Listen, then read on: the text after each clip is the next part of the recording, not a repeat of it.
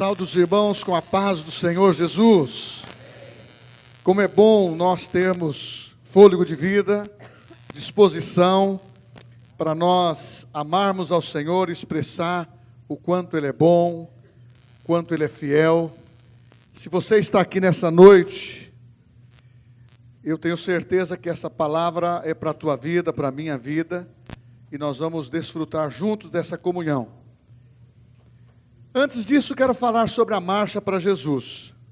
Nós recebemos o comunicado que a Marcha para Jesus vai acontecer dia 10 de agosto. E nós vamos nos reunir na Praça Rui Barbosa às 16 horas. Então nós estamos também com outro impasse, porque as aulas do Rema começam no dia 12, na segunda-feira, e não dá tempo de convidar os alunos. Nós vamos encaminhar o convite através do WhatsApp, e-mails. Só que a igreja, eu quero observar, nós estamos atentos a tudo que acontece no país. Se fala em passeata a favor, ao desfavor e assim por diante. Mas foi uma passeata em São Paulo que abalou o estado de São Paulo, pelo número de pessoas, evidenciando o poder de Deus, o nome de Jesus, os cristãos se apresentando, justamente dizendo, eu sou cristão, estou aqui para apoiar a Marcha para Jesus, e uma das coisas que significa isto, é a liberdade da pregação. A Marcha para Jesus, mesmo que havendo políticos a favor ou contra, isso não devemos nos preocupar com isso. Quem vai usar da palavra, o que nós queremos é que a população de Bauru veja que a igreja está unida e que a igreja vai marchar. E é um horário que é neutro, não vai prejudicar o trabalho talvez de 95% das pessoas. Nós podemos chegar lá 3h30, 3:45, reunir o pessoal da Renovada, reunir o pessoal do Rema. Então nós vamos comunicar durante a semana os líderes que não estarão ocupados nesses dias, porque nós temos uma programação da Igreja da Criança no Zoológico, vai acontecer normalmente, mas terminou, se puder ir para a caminhada para Jesus, você vai. A mocidade vai ter também, os jovens e adolescentes vão ter o culto à noite, também pode ir para a Marcha para Jesus, quando der 5:45, terminou a marcha. Agora, o show que vai ter lá, nós não precisamos ficar. O que eu quero marcar é a presença nossa de estar juntos, unidos com o compromisso que somos cristãos. Principalmente, isso é defender um direito que hoje a Constituição do Brasil nos dá. O Evangelho, nós temos livre acesso em qualquer lugar para pregar o Evangelho. Nós não estamos na Rússia, nós não estamos na China, nós não estamos nos países árabes, onde predomina os muçulmanos. Nós estamos no Brasil, onde predomina o povo cristão, junto, evangélicos com católicos. Mas essa é uma marcha para Jesus que, no seu potencial, na sua maioria, são o povo evangélico que puxa. Então eu gostaria de fazer um pedido, assim, com muito carinho. Eu sei que você pode... a gente tem uma atividade na igreja muito intensa. Isso não é uma cobrança, mas eu estou rogando a vocês que no sábado faça o maior esforço que você possa fazer, dos departamentos, ministérios, irmãos da igreja, para estar lá 3:45 máximo. Nós vamos se reunir, nós vamos levar faixa do Rema, vamos levar folheto, vamos levar uma faixa da igreja. Nós não estamos ali para fazer propaganda da igreja.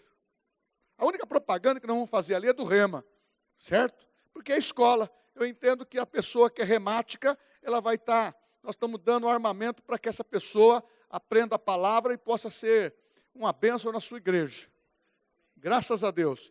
E nós estamos batendo os recordes. Normalmente, as pessoas que têm seminários, instituições de ensino nessa área, trabalham sempre com um número de 30 pessoas. Nós temos tido a felicidade, a graça de Deus, de trabalhar com mais de centenas de pessoas. Agora, essa comparação eu faço, sabe por quê? Não é um seminário teológico.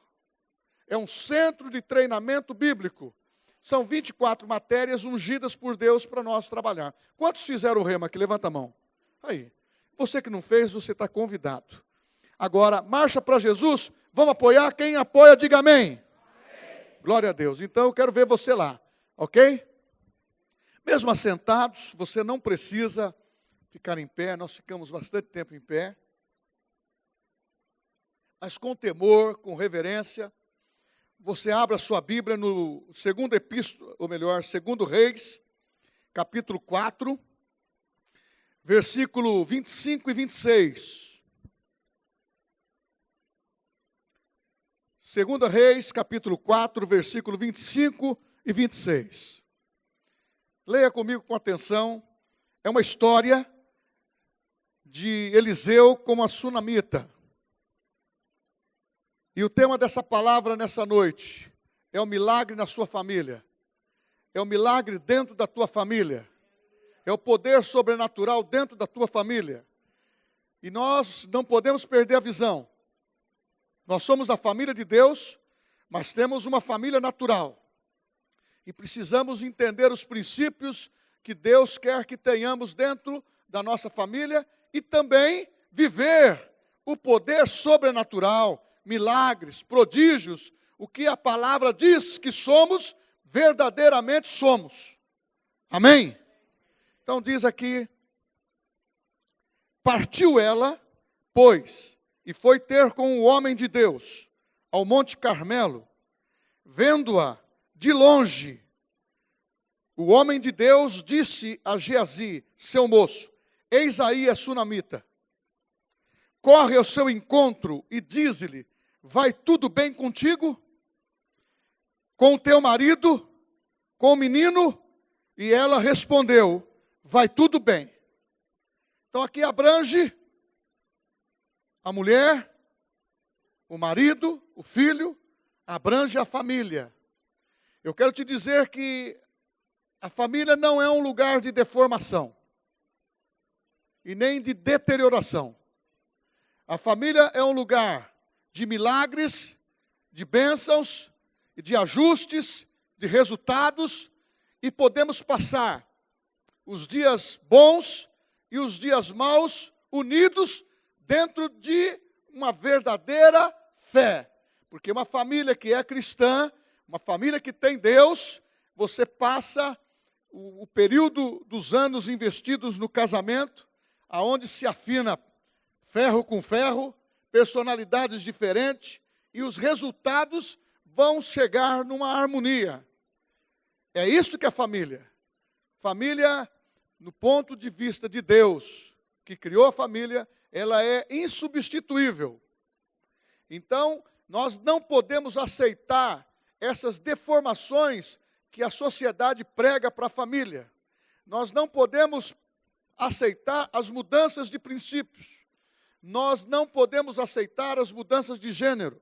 Nós não podemos aceitar o que a sociedade quer impor para nossos filhos e também para os nossos casamentos e para os futuros casamentos. Porque mesmo cristãos, as pessoas muitas vezes estão aderindo princípios do mundo e querendo associar com o de Cristo. Não dá certo. Cristo, ele é aquele que ensinou para você ser obediente, amar a tua família e pensar em constituir uma família e viver bem e viver com bons resultados. Partindo desse esclarecimento inicial, eu quero dizer que essa história é uma das mais comoventes apresentadas na Bíblia. É uma história, eu não vou pregar sobre esse lado agora, mas o capítulo 4, você vê um milagre do profeta Eliseu, que é a multiplicação do azeite, através de uma família que precisou de uma assistência, de um milagre, estava perdendo um filho, e o filho estava sendo levado para ser escravo. E Deus usou o profeta e houve um grande milagre. Uma família carente. Desse outro lado, nós temos um princípio ensinado por Eliseu, por o profeta, ele se deparando com outro quadro, que foi verídico. Tanto é que os historiadores contam essa história e prevê que é uma história milenar. Ela não saiu da sua modernidade. Porém, você percebe até nos dias de hoje que há esse jargão, essa maneira de cumprimentar, essa maneira de se identificar. Não é verdade? Vai tudo bem com você? Como vai a tua vida? Está jóia? Tudo bem? Bom dia, tudo bem? Outros falam olá. Antigamente era assim, bom dia só, né? Olá. Mas percebeu que isso vingou-se, predominou. Vai tudo bem com você? Vai tudo bem com a tua família? E você percebeu que as pessoas se interessam? Quando você está abatido ou quando você está alegre demais, as pessoas olham para você, está tudo bem? O que está acontecendo? As pessoas são curiosas, querem saber o que está acontecendo com você. Olha, você está de carro novo, hein? A pessoa quer ver como que você está prosperando. Mas como você está bonita, você está bonito. Que calça linda, não é verdade? Que blusa linda. As pessoas observam.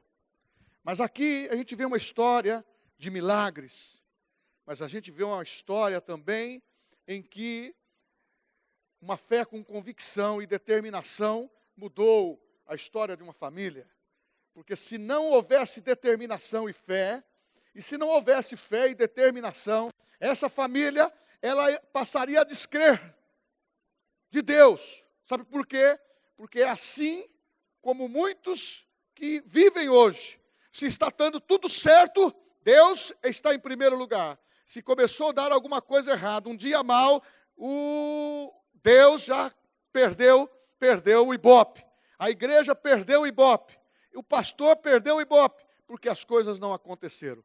Mas eu quero te dizer o seguinte, que o que nós temos ensinado nesses longos anos, é que você e eu, nós, a nossa família, nós precisamos viver exclusivamente pela confiança da palavra. Custe o que custar, em ensinar os princípios, inculcar na vida das crianças, falar para os nossos adolescentes, falar para os nossos jovens, e parar de ser frouxo, de dizer que eles podem aproveitar a vida, e daqui um pouco eles vão voltar para Jesus. Mas numa dessas saídas, pode não voltar mais. Nós temos que ser firmes naquilo que nós falamos. Nós temos que ser firmes naquilo que nós ensinamos. Mesmo assim, estamos sujeitos à tentação e a uma caída. Por isso que a palavra, ela é observadora. Aquele que está em pé, cuide-se para que não caia. Não brinque com o pecado, não brinque com a sua família, não brinque com coisas que você não tem domínio. Eu já sou casado há 38 anos e não domino esse tema. Eu estou aprendendo muitas coisas com a minha esposa. Por quê? A minha flor. O amor.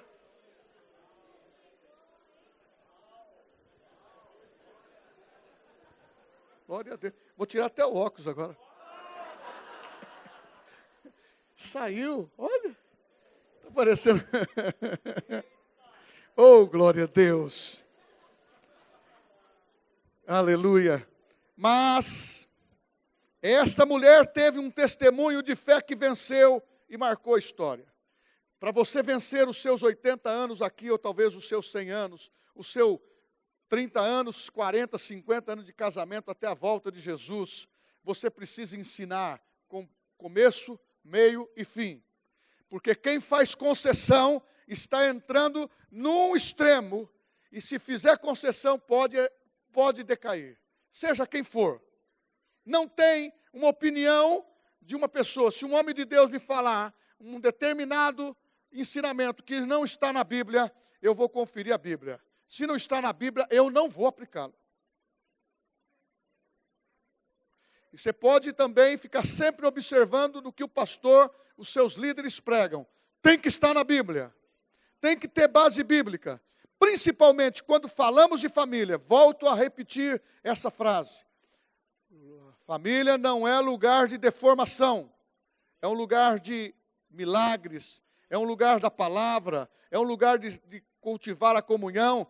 E nós podemos trabalhar, nós podemos ganhar dinheiro, nós podemos pagar nossas contas, ter uma vida normal, jogar o seu futebol, ir no seu cabeleireiro, não tem problema, mas manter princípios. Ok? E Problemas e adversidades, elas chegam sem avisar. Vamos para o contexto da mulher sulamita. Essa mulher estava muito bem, diz a Bíblia, que Eliseu fazia uma jornada de Samaria até o Carmelo. Praticamente de 56 a 60 quilômetros caminhava. Ele e o seu moço. E era uma região montanhosa. Só que ele passava sempre por Sunem. Por isso que ela é chamada de sunamita. Ela não é referida pelo nome. É uma história verídica que não falou o nome nem dela, nem do marido e nem do filho. Contou-se a história, que é verdadeira. E passando por lá por várias vezes, ela chamou o marido. A Bíblia diz que era um marido de idoso, já era velho. E ela era mais nova.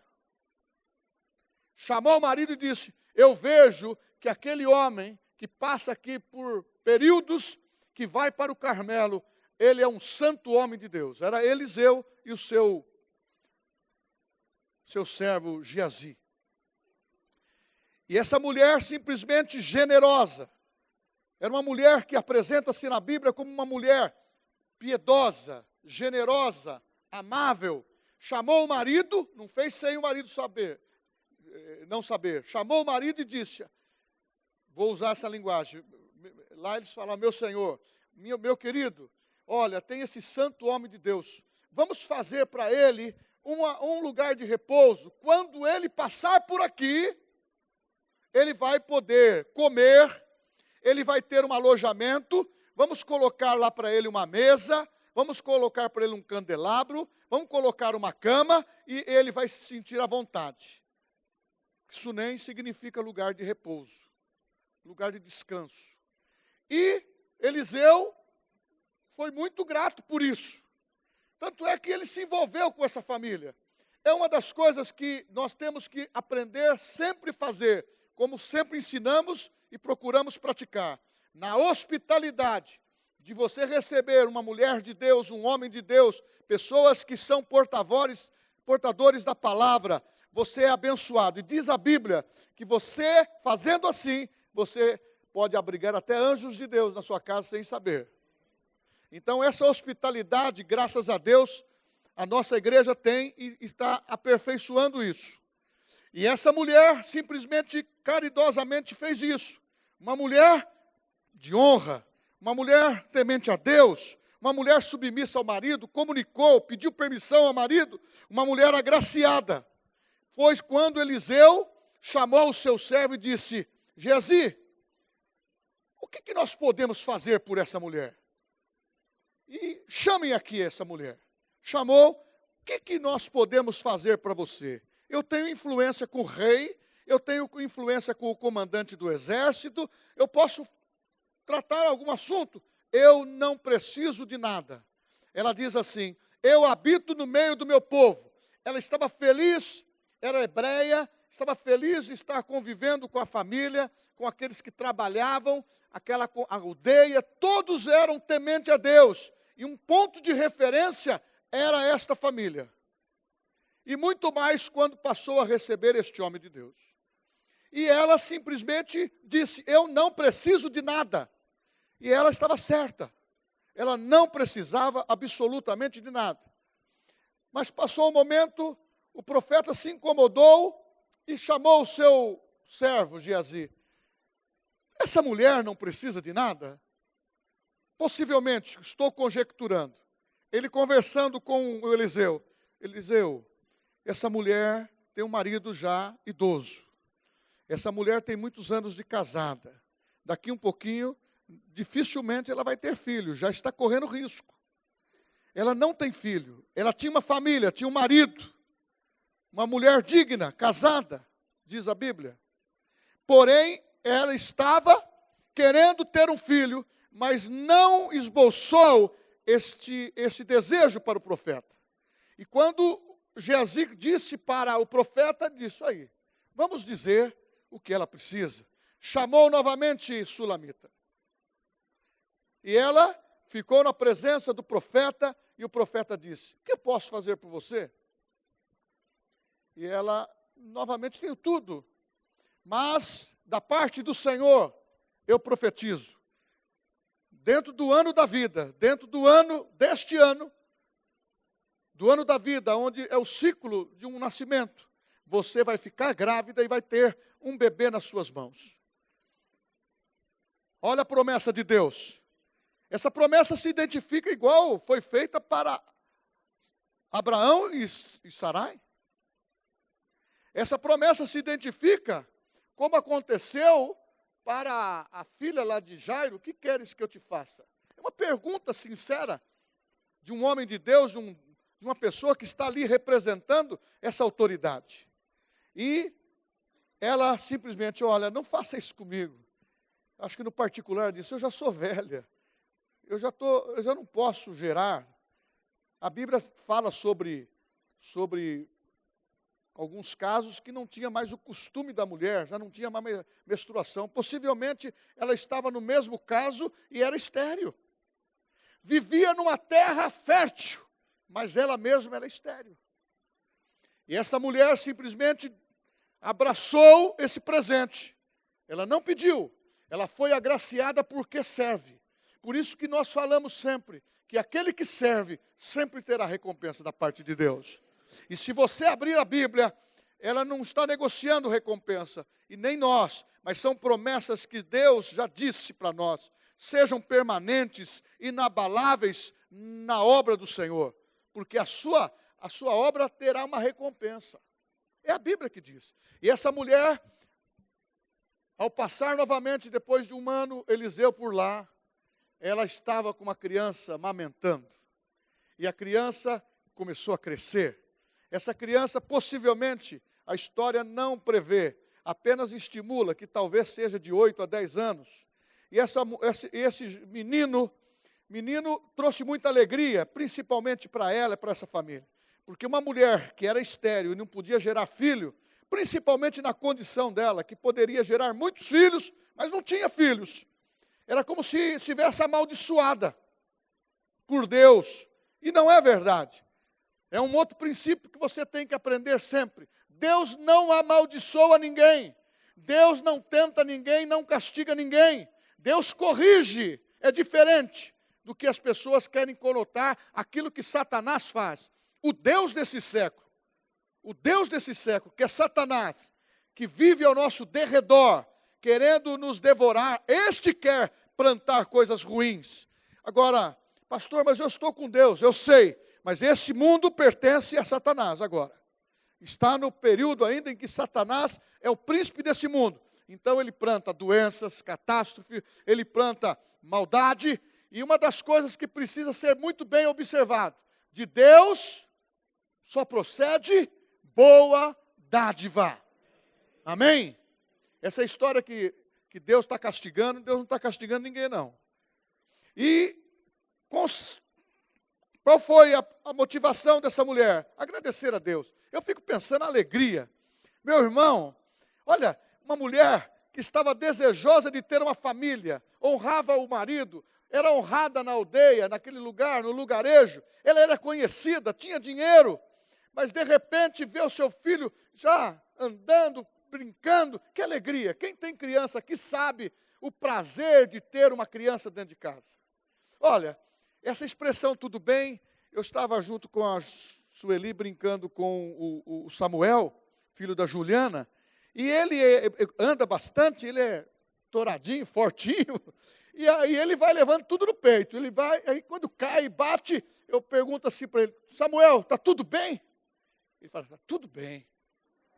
Mas eu vi de onde ele aprendeu. Tem um desenho infantil que chama Polícia Canina, Patrulha Canina, e tem lá um estrupiadinho lá que o cara fala, ele cai bastante, fala, está tudo bem? O pessoal pergunta, como que está você? Está tudo bem.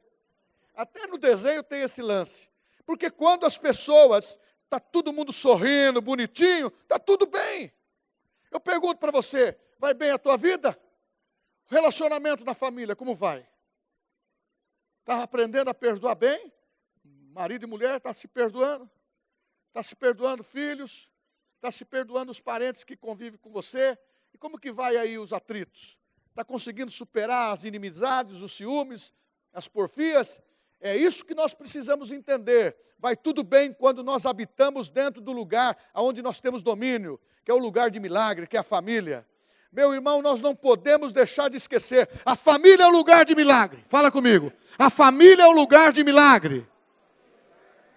Meu irmão, aconteça o que aconteceu, o nosso porto seguro é voltar para casa.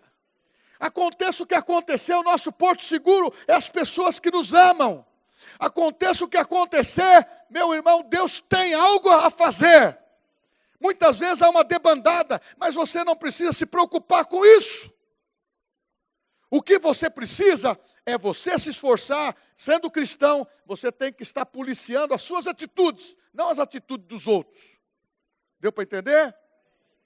Policiar as suas, não dos outros.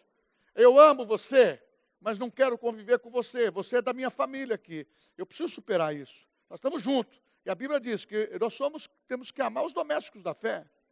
Agora, a Bíblia diz que se nós não amarmos os nossos, nós somos considerados como infiéis. Eu estava estudando sobre família, esse texto abrange, eu vou aplicando outras coisas que eu vou falar. É muito sério isso.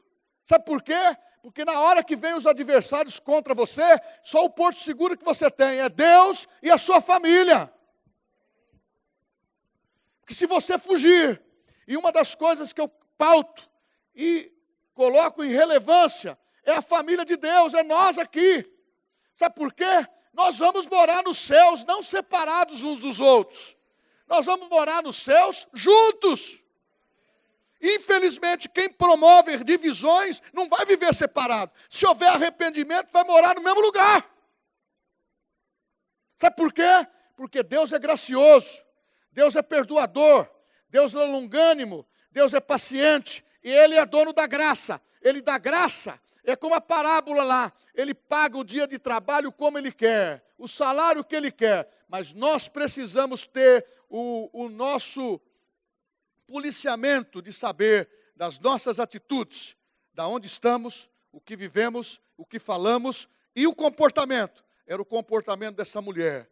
Essa mulher estava feliz. Meu garoto brincando, vejo lá a Sueli brincando com o Gabriel de bola. Brinca até de bola. Eu falei assim, não vou te vender para o Santos, não. Brinca. Eu falo, a gente se torna uma criança com neto, com crianças, filhos da gente. Quando o Cauê tiver nenenzinho, você vai ver como que vai mudar. Muda tudo o negócio. A gente viu o Luquinhas, eu vejo o Lucas desde criança aqui, está um marmanjão já. Então a gente vê o seguinte, uma criança muda, traz alegria, vida para a nossa casa. Mas de repente, ele vai com o pai para o campo, e o pai, a Bíblia diz, preste bem atenção, pega comigo agora, vou pegar você, marido. O pai levou o filho. E o filho ficou no campo um período, aquela região é muito quente, sol muito forte. Possivelmente deu insolação na criança. E ele passou mal, e diz a Bíblia na história, ai minha cabeça, ai minha cabeça. O pai simplesmente fez o quê? Pega um servo, leva para a mãe. E a mãe ficou até o meio-dia com a criança no colo, até que ela ficou gelada, perdeu a vida. Onde estava o pai? É nessa hora que o pai tem que participar. Tem problema? Não foge do problema. Participa junto. Participa junto. Esse pai foi omisso. Tanto é que quando essa mulher percebeu, ó, atitude de fé, ela sabia o ponto certo que ela tinha que ir. Eu vou procurar o homem de Deus que entregou de Deus uma promessa para a minha vida. Eu não queria filho, mas ele disse que eu teria um filho. Isso quer dizer, a sua fé já era suficiente para ver aquela criança ressuscitada. É um exemplo muito claro disso. Ela tinha fé o suficiente para ver a criança ressuscitada. Você diz, por quê? Porque ela subiu com a criança morta, foi nos aposentos do profeta Eliseu. Ele não estava lá, colocou a criança em cima da cama, fechou a porta e mandou um recado para o marido. Fala para um dos servos preparar uma mula e preparar porque eu vou até o Carmelo. Ele só perguntou assim, não é tempo de lua nova, Não é sábado, por que você vai? Eu estou indo para o Carmelo. Eu vou. E foi. Não contou nada. Se fosse uma mulher que não fosse uma mulher temente a Deus, com princípio, ela já chamava o marido e falava assim, esta criança que Deus nos deu como promessa, você não valorizou. Ela morreu por sua causa. Ela não precisava ir ao campo. Ou só, no primeiro sentido, ela poderia ter voltado antes da gravidade do problema. Essa criança morreu por sua causa. Essa criança, aconteceu esses fatos, e seria uma discussão muito grande, que seria possivelmente o divórcio daquele casamento. Eu tenho histórias nos dias modernos, que isso destrói casamento. E essa mulher simplesmente foi embora. Foi embora. E não conversou com ninguém, e chegando perto do Carmelo, ela caminhou 26 quilômetros. E quando Geazi viu essa mulher, falou para o profeta, é a sulamita. Ele disse, vai ao encontro dela e diga, vais bem, tudo vai bem contigo? Vai tudo bem contigo? Vai bem com o teu marido? Vai bem com o teu filho? Interessa para Deus, interessa para quem ensina, se a sua família vai bem. Por isso que nós temos o investimento de casamento brindado, o ECC na igreja, ensinar sobre família, porque família é o maior patrimônio que nós podemos ter. A família de Deus é a família que vai entrar nos céus. Lá não dá para entrar com divisão.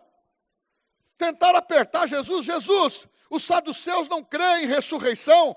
Essa mulher teve 5 maridos, com quem será o marido dela no céu? No céu não se dá em casamento, somos anjos. O que nós temos que entender é que nós vamos morar no céu. Ah, com a tua alegria, tem muita gente que fica com muita alegria na hora que tudo está indo bem. Mas falar assim, vai bem. Essa semana eu defrontei com um problema meu, pessoal, que me bateu. E essa mensagem, o Espírito Santo disse, você não prega isso, que tudo vai bem? Eu falei, opa, eu não vou falar negativo. Vai tudo bem, vai tudo bem. Tirei isso do meu coração, estava me deixando mal, estava me deixando triste, estava me deixando com decisões que eu não gostaria de tomar. Mas Deus mudou o meu coração só em ler esse texto, vai tudo bem. Por isso que Deus se interessa pela tua família. Ah, eu não vou dar conta do meu casamento. Vai dar sim. A Bíblia fala que você dá conta do seu casamento. A Bíblia fala dos seus filhos. A Bíblia fala dos filhos de Deus, que nós, pastores, temos que dar prestação de conta. Em Hebreus capítulo 13 fala isso.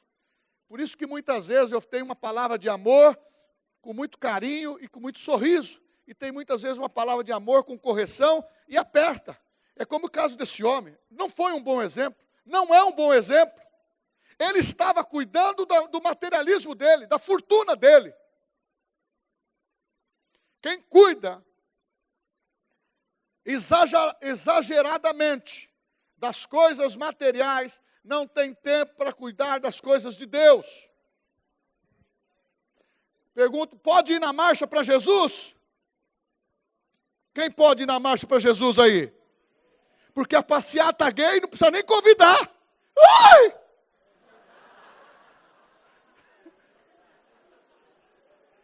O cara dá um gritinho ali e já junta.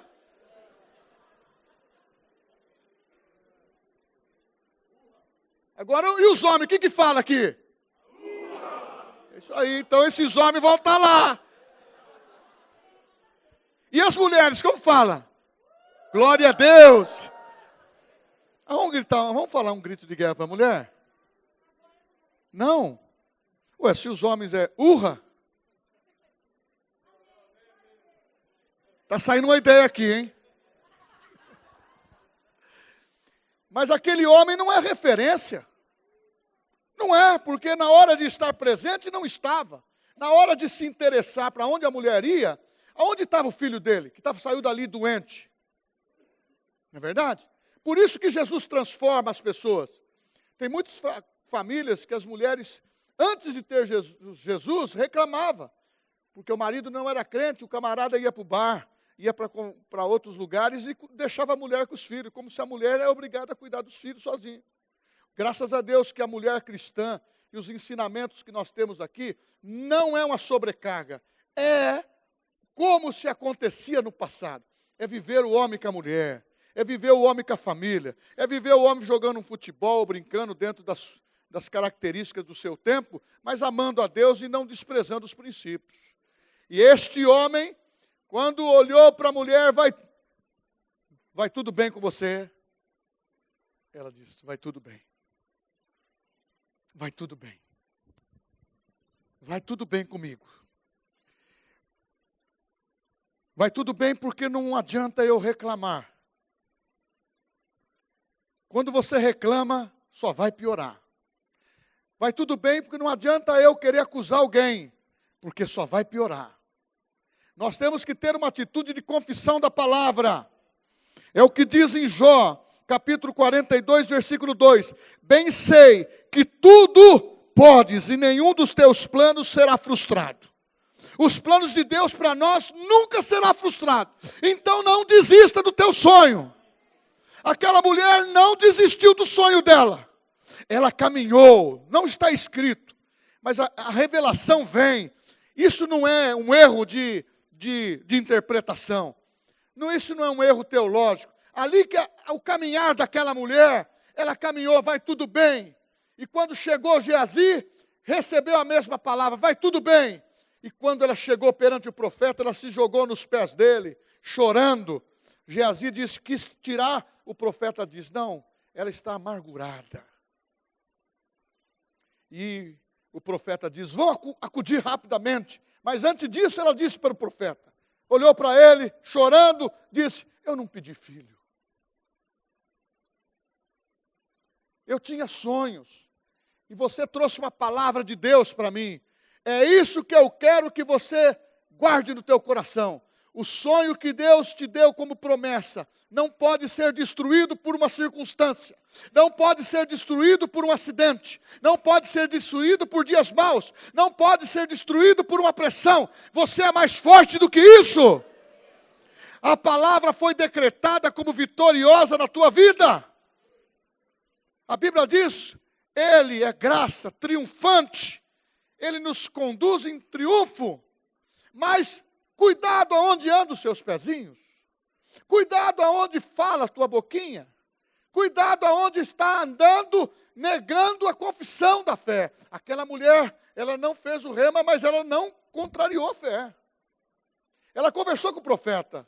Ela não conversou com outra pessoa, lastimando, ou fazendo uma fofoca, dizendo, olha aí, o profeta profetizou, meu filho morreu. E agora? Ele mandou Geazi com o cajado, vai lá, coloca o cajado na testa do menino e ele vai ressuscitar. Meu irmão, aquilo que você tem para fazer não adianta ser outro, tinha que ser o profeta. Geazi foi e não resolveu nada. Voltou correndo dizendo, Eliseu não funcionou. Não funcionou. Mas aquela mulher disse, vai tudo bem. E não reclamou. Vai tudo bem. Porque eu não preciso me mostrar que eu estou mal. Ai, puxa vida. Esses dias, eu estava num restaurante, a pessoa chegou, primeira coisa, ela chegou perto de nós, olhou para mim, a gente não tem tanta amizade assim. Você sabe o que aconteceu? Morreu meu sobrinho de 13 anos. Ele estava apavorado, as emoções abaladas com isso. E eu também vejo o nosso sentimento em relação a isso. Mas a pessoa se abate, quem não tem fé ativa, quem não tem fé aumentando. Quando os problemas surgem, é o momento de você ativar o crescimento da tua fé. É o momento em que você deve aumentar a sua aceleração. É o momento que você deve ir com mais força, porque se você parar ou desligar o motor, a tua fé, ela vai perder o movimento e não vai mais acontecer nada. Automaticamente você vai ficar com a tragédia. Mas se você mudar de pensamento, você vai saber o seguinte, eu não vou me aparentar a prova que eu estou vivendo. O que está em mim é o vitorioso, é o maior. Ele tem uma palavra definitiva para mim. não é o homem, não são as circunstâncias, não são o sistema dessa vida. Quem tem uma palavra definitiva para você é a promessa que Deus fez. Se Deus fez promessa, está na Bíblia, é nossa. Se Deus fez promessa, está na Bíblia, é nossa. Nós cremos. Não é porque vemos, não é porque sentimos, é porque nós cremos. Há algo que nos move dentro de nós. Essa mulher foi movida e disse para o profeta: eu não vou largar você. Eu não vou te largar. Eu não vou te largar. E o profeta diz: vamos embora. Foi. Foi para lá. Chegando lá, foi uma nova expectativa. A criança estava morta. O profeta não chorou. Com certeza ele lembrou Deus da sua promessa. Diz a Bíblia que nós temos que lembrar, efetivar aquilo que Deus está falando com você. Deus está prometendo para você coisas grandes. Não. Espera a tua fase. Espera os momentos. As coisas vão acontecer. Essa mulher buscou o lugar certo, na hora certa. Essa mulher teve uma mudança radical na sua vida. Essa mulher teve a sua fé em ação e provada. Ela se tornou mais forte, porque ela foi, e o marido, onde está? Não está mais em cena. Porque quem é anônimo, fica fora mesmo. Família, nós não podemos ficar no anonimato. Família, nós temos que nos amar, nos proteger. Família cristã é isto. Nós temos endereço, nós temos família, nós temos amigos, nós temos pessoas que estão dentro da mesma visão. Uma das coisas que me perguntam sempre assim: pastor, estou está no mesmo lugar? Só fazem 43 anos. Já tive motivo de levantar meu acampamento, mas nunca fiz isso. Sabe por quê? Porque eu tenho a convicção aonde Deus me plantou. Quais seriam os exemplos para os meus filhos? De ser um homem leviano, de sair, não ter lugar. A pessoa tem que ter postura. A pessoa tem que ter honradez. A pessoa tem que ter fidelidade. E a pessoa tem que saber o seu chamado. O meu chamado é esse. É ser pastor e pregar o evangelho. Só vou parar o dia que eu for arrebatado. E enquanto isso, se eu até lá, eu só for um ajudador de outros, eu vou ficar muito satisfeito. Sabe por quê? Porque já mostrei o que... Eu fiquei tão satisfeito. Nessa semana nós tivemos uma confraternização com as lideranças do acampamento. Os jovens, Deeper Camping. Glória a Deus. E eu peguei uma pastinha antiga minha, e mostrei um jornal de 1978. Eu já era pastor. Eu já tinha pessoas que seguiam. Vi milagres de Deus. Por que eu estou falando isso? Isso renova a promessa no meu coração.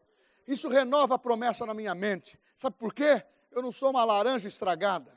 Você não é uma laranja estragada. Nós estamos comprometidos com o reino para fazer aquilo que Deus nos chamou para fazer. Se é para fazer algo, esse Tony Cooker, que nós vamos estar lá na palestra, sabe o que ele fazia? No livro que ele disse Em Busca de Timóteo, ele era o que limpava banheiro na igreja. E ele dizia assim: eu preciso limpar este banheiro, porque se o meu pastor vier aqui, ele sabe que eu faço com excelência. Porque o dia que eu for em posições maiores, eu farei com excelência. Porque nós somos chamados para fazer com excelência. Não está escrito nesse livro? Agora, só que essa mulher também fez com excelência. E Eliseu fechou a porta novamente. Pôs o seu corpo em cima do corpo da criança. A boca em cima da boca dele. Meio estranho isso. Mas aconteceu. As mãos em cima das mãos da criança. Os olhos em cima dos olhos. E fez isso. E andou de lá para cá. Possivelmente ele não era batizado no Espírito Santo, mas tinha o Espírito Santo. Ele não falou em língua. Se fosse nós, a gente falava, recanta lá, bachurianda lá. De lá para cá, está dizendo na Bíblia. Recamandara bachurianda lá. Chegou lá, Sabe o que a criança fez? 7 vezes. Atchim, atchim, atchim. 7 vezes. Imediatamente voltou a vida a criança. Que coisa sobrenatural. É normal isso? Não é normal. É normal Jesus dizendo, você é cego. Cuspiu no chão, fez lodo, passou nos olhos com cuspe e diz, vai no poço de Siloé e lava os seus olhos e ficarão limpos. O que aconteceu? Voltando para a família. Vai tudo bem. Vai tudo bem. Porque eu estou procurando uma saída. Meu irmão, quando vai tudo bem, mesmo que a pressão existe, você em Cristo, você está buscando uma saída. A Bíblia diz que a última palavra é de Deus. A Bíblia diz em Romanos capítulo 8 que o Espírito Santo nos assiste com gemidos inexprimíveis. Está tudo bem, porque Deus está comigo. Porque o poder e a vida está no poder da palavra. Essa mulher não recuou. Simplesmente o profeta diz o seguinte, chama a Sunamita. Pega o teu filho. Meu irmão, dentro da família há milagre. Uma fé determinada deve ser a mesma atitude. Essa mulher não viveu no tempo da graça, viveu no tempo da lei. Havia princípios dentro do coração. E eu termino no capítulo 8, fala de uma experiência dela com Eliseu. Eliseu chega para ela e diz, vai ter seca de 7 anos. Mude daqui. Não fique parado preso aos seus bens. Mude. Ela mudou. Ela mudou. E quando voltou, as suas terras estavam confiscadas por outras pessoas. E Geazi estava conversando com o rei. E estava contando esse testemunho. E essa mulher entra. Rei, eu estou contando o testemunho dessa mulher. Foi o filho dela que Eliseu ressuscitou. E então, na mesma hora, veio a palavra da segunda promessa para ela. Vou te restituir tudo. Você vai voltar para as suas terras. E as pessoas que usaram as tuas terras vão pagar a renda que teve ali. E você será restituído em tudo. Então, ser temente a Deus, conservar princípios e amar o Senhor e viver em família, tem recompensa. Deus não deixa nenhum atrevido tirar aquilo que lhe pertence. O que pertence a você, ninguém rouba. O que pertence a você, ninguém tira. Pode ser quem for. Parece que a pessoa ganhou, parece que as pessoas ganharam, o mundo ganhou, Satanás ganhou, pensou a mesma coisa. Hoje é ceia. Ele pensou que estava vencendo Jesus, matando na cruz. Olha lá, o plano de Deus frustrado. Foi na cruz que ele redimiu toda a humanidade. Foi na cruz que ele restituiu para o homem novamente dignidade, salvação e restituiu para nós. Podemos participar de uma família cristã. Claro que quando nós mencionamos a palavra, ela fala do poder de restituir sonhos. Ela fala do poder de restituir os bens. Ela fala daquilo que você vive no dia a dia. O que te assaltou? O que te prejudicou? O que você perdeu? Vai bem contigo? Tudo vai bem? Vai bem com a sua família? Se eu sentar com cada um, a pessoa fala, pastor, deixa eu contar um caso. Aconteceu isso comigo? Eu tinha uma oficina, a pessoa me tirou a oficina. Pastor, eu tenho um caso. Eu trabalhava, a chefia me perseguiu, eu perdi o emprego. De vez em quando você ouve cada coisa. Eu quero te dizer o seguinte, se você é cristão, está vivendo a palavra, está vivendo num lugar em que a palavra está guardada no teu coração, mantenha ela no teu coração firmemente, porque a palavra que foi dita, ela não volta vazia. A palavra que Deus falou a teu respeito, quando você fala amém na igreja, essa palavra é minha família é abençoada, meu marido vai mudar, minha mulher vai mudar, meus filhos, meu irmão, não abra mão disso. E nem faça concessão, porque você recebeu alguns milagres, e você começa a levar a vida cristã no floreado, começa a entender, ama mais os seus líderes. Porque essa mulher amava Eliseu pela sua postura, porque quando você tem uma palavra profética, meu irmão, não é outro que pastoreia você, é quem está pastoreando, é onde você frequenta. não é, o seu líder não é aquele que aparece na televisão, ele pode falar muito melhor do que eu, ser mais inteligente que eu, mas quem é o pastor da tua vida sou eu e os outros que estão comigo. E nós temos que aprender que quando estamos determinados a crescer, nós amamos aqueles que estão de fora, que nos ajuda a aperfeiçoar, mas nós amamos aqueles que estão de dentro. É aqueles que marcham junto, aqueles que pegam junto. E eu termino dizendo o seguinte: a família não é um lugar de deformação, a família é um lugar de bênção. Essa mulher lutou pelo seu sonho, não deixou morrer a esperança, passou momentos difíceis, mas confiou em Deus, e ela não foi decepcionada. Se você permanecer a sua fé em Deus, você que está hoje no dia da ceia, você ama Jesus, passa por lutas, por provas, isso é momentâneo, isso é passageiro. Deus tem o melhor para você. Fala assim: Deus tem o melhor para mim. Eu vou manter a palavra viva no meu coração e manter acesa essa luz. Não vou negar a palavra. Profecias e promessas vão se cumprir, porque eu creio, em nome de Jesus.